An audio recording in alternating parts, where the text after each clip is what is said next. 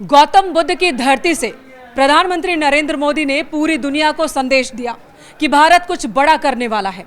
आतंकवाद के खात्मे के लिए भारत कुछ बड़ी प्लानिंग में है। प्रधानमंत्री नरेंद्र मोदी मधुबनी में मौजूद थे। मधुबनी में पंचायती राज दिवस के मौके पर एक कार्यक्रम में जनसभा को संबोधित करने के दौरान सबसे पहले प्रधानमंत्री ने आतंकी हमले में जान गंवाने वाले लोगों के प्रति श्रद्धांजलि अर्पित की, 2 मिनट का मौन रखा, परिजनों के प्रति संवेदना व्यक्त की और उसके बाद आतंकवाद के खिलाफ जमकर गरजे। इस आतंकी हमले में किसी ने अपना बेटा खोया, किसी ने अपना भाई खोया, किसी ने अपना जीवन साथी खोया है। उनमें से कोई बांग्ला बोलता था, कोई कन्नड़ा बोलता था, कोई मराठी था, कोई ओडिया था, कोई गुजराती था, कोई यहां बिहार का लाल था। आज उन सभी की मृत्यु पर करगिल से कन्याकुमारी तक हमारा दुख एक जैसा है, हमारा आक्रोश एक जैसा है। ये हमला सिर्फ निहत्थे पर्यटकों पर नहीं हुआ है, देश के दुश्मनों ने भारत की आत्मा पर हमला करने का दुस्साहस किया है। मैं बहुत स्पष्ट शब्दों में कहना चाहता हूं, जिन्होंने ये हमला किया है,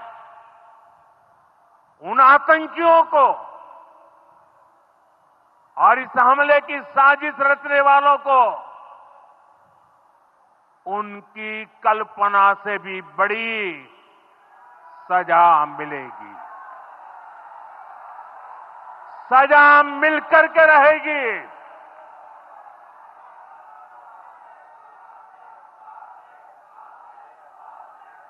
अब आतंकियों की बची खुची जमीन को भी मिट्टी में मिलाने का समय आ गया है।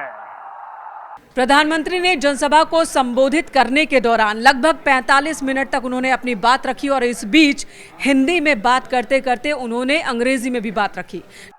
Today from the soil of Bihar I say to the whole world, India will identify, track and punish every terrorist and their backers.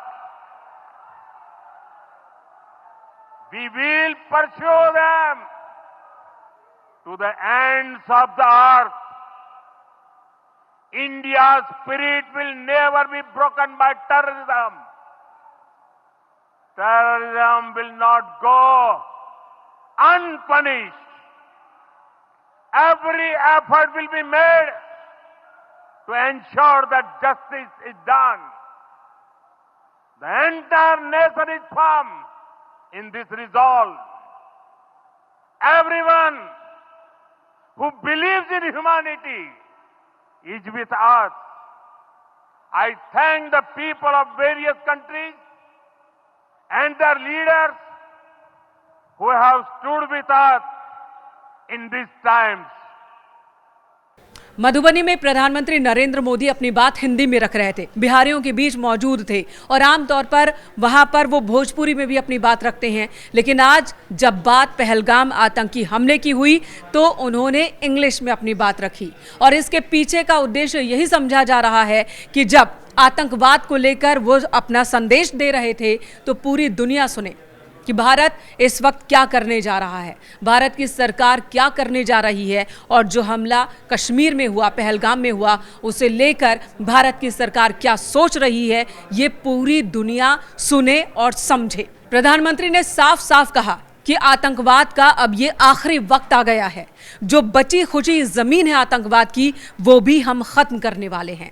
और जब बात जमीन से होती है तो इशारा साफ तौर पर पीओके की तरफ होता है, क्योंकि पाकिस्तान इसी एरिया का इस्तेमाल आतंकियों को पनाह देने में, उन्हें ट्रेनिंग देने में और भारत के खिलाफ आतंक को बढ़ावा देने में करता है। तो क्या पीओके को लेकर भी कोई प्लानिंग हो गई है? प्रधानमंत्री का संकेत इस तरफ भी है और पूरी दुनिया को यह मैसेज है।